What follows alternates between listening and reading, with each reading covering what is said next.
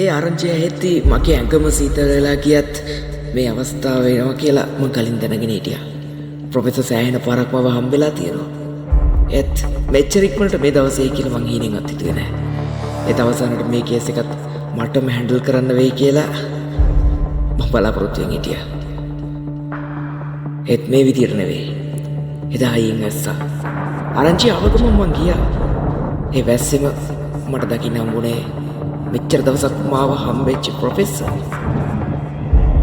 ගොඩක් ලොකු යුද්ධයක ඉඳලා තියෙනවා කියලා.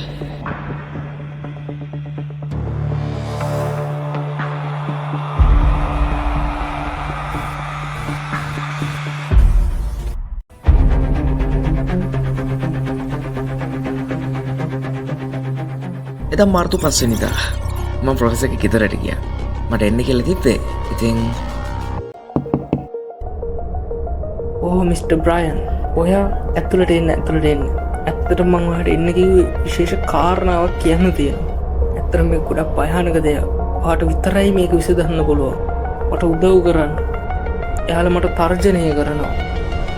මේ සංවිධානයේ නම ඇට්ලස්. එයාලට ඕනි වුණා එයාලා ගාව තියෙන පෞරාණික ලියවිල්ලක් මට කියලා විකේතනය කරගන්න. මං ඒක කියෙව්වා. ඒකේ තිබ්බා ගොඩක් දරුණු ඒ වගේම භයානක දෙයක්.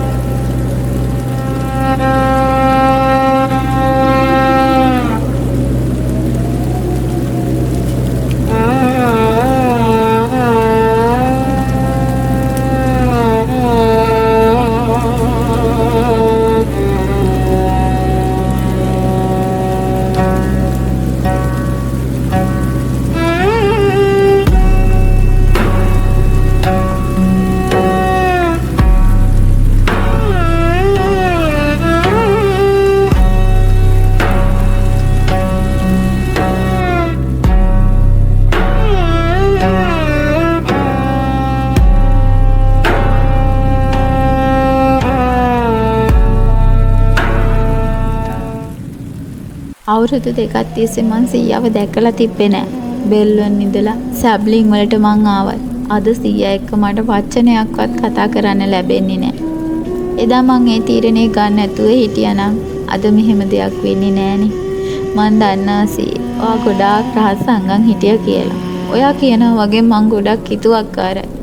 ඉතින් මට ඔයාට මේ අපරාධ කරපු හැම කෙනාම අල්ල ගන්න ඕනේ.